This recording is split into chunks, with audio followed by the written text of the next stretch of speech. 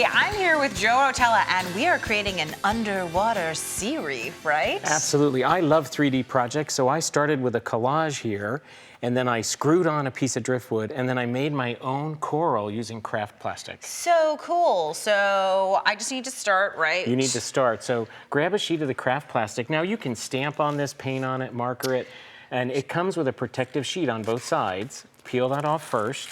So I'm gonna peel both sides off. And you know, I haven't figured out what I could do with that, but as a craft hoarder, I'm like, what can I know you don't want to throw I do it with away. this? You don't want to throw it away. So cut out some shapes kind of irregular, amoeba-like. I am very blobs. good at cutting irregular shapes. Now, if you asked me to cut a regular shape, I'd have a little more trouble. It's a little stiff. You can feel it when you're cutting. You can even hear it. It is, but it's not like I'm having trouble cutting with scissors. Easy to cut. Is this irregular? That's very irregular. You did a great job at irregular. Does it need to be less irregular? So I have a skillet here, and it's set to just a hair over 200. You want it almost boiling, not quite. Could you use a pot on your stove? Sure. But this is the kitchen table. We can do it together. I was gonna say if food is gonna go in it, though, you probably don't want to use it for this. That's probably wise. So you can see it's kind of a little bit of bubbles, but not really boiling. Okay. And listen to how stiff, right? Right. Watch when you put it in. Now you're wearing protective gloves. Are those dishwashing gloves? Look.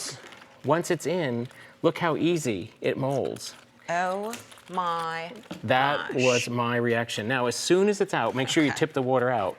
It's not absorbing any of that heat. It doesn't retain the heat. So once it's out, it's done. It's solid. It's now, cooked. if you don't It's like ready. it, if you don't like that shape, just dunk it back in the near boiling water, bend it back up, take it out, and you've changed the shape. I am not letting you have all the fun, Let's sir. go. So these are not dishwashing gloves, right? These are actually like heat protective I don't do gloves no of some dishes. kind? I don't know what these are for. Oh my God. Isn't it Shut cool? up. It just, woo! That's crazy. It just completely and totally, you can make it what you want it to be. And then Absolutely. I can feel, as soon as you pull it out, It's done. Oh my gosh. Isn't it cool? You're never gonna get me out of this skillet is the problem. Now, you That's can't so really cool. mold it per se, but you can form it. I want to do this all day long. That's how come I made the coral reef, because I did it for like an hour and thought, oh, I like this shape, I like this shape, I like this shape. So cut as many shapes as you like. And what I did was try to figure out how much I needed to cover the driftwood. We're gonna dry it with a paper towel. Great, here you go. Gloves Paper are so towel. tight. Now, and you're right, this is cool to the touch already. We were putting it on some towels, obviously, to make sure that the moisture's out. Pretty easy. Oh, now it does feel like dishwashing. We're in the drying phase, and I do feel like I'm dishwashing. So once it's dry, we can paint it with any glass or porcelain paint. Okay. Because you want something translucent, because the cool part is that, you can see through this. And you're gonna paint the backside. So just flip it over, and I gave you some glass paint over there. I see that. Mix it really well. Do I have to shake it first, or? You could shake it, stir it. Shake it up a little bit, and then... Shake it up, baby. I know. And then I'm just gonna use a little... To give it a little paint stir. stir here. Do you want some paint too? Ooh, okay. We can both play together. So these all look like the same color to me, but you're telling me that once I get these open... Oh, there's a crimson, there's a purple. Now, do I paint it on with this stick? Well, some of them I actually used the stick and just dribbled down. Okay. And others I used a brush. You can mix the colors. You can just go ahead and, whoa, watch it spread. And you can just dab it on, and or I of course dragged you can. it with the little stick. Oh, I'm just gonna be I a really Joe got to play with it. copycat here. Now, it can take up to 24 hours for this to dry, because again, the plastic isn't absorbent, right? So once it's dry, you might want to outline the edges. I drew little flowers inside the sample over there. And then the challenge was, how do I adhere this stuff? And of course, we could use a mechanical, like a screw through it. But I didn't want to see that. Well, it adheres beautifully with hot glue. Look at that. Oh, like the easiest solution. I'm afraid to, whoa, I'm really pulling. Yeah, and my fear was that hot glue on plastic, when glue gets cold, it pops. This is not popping.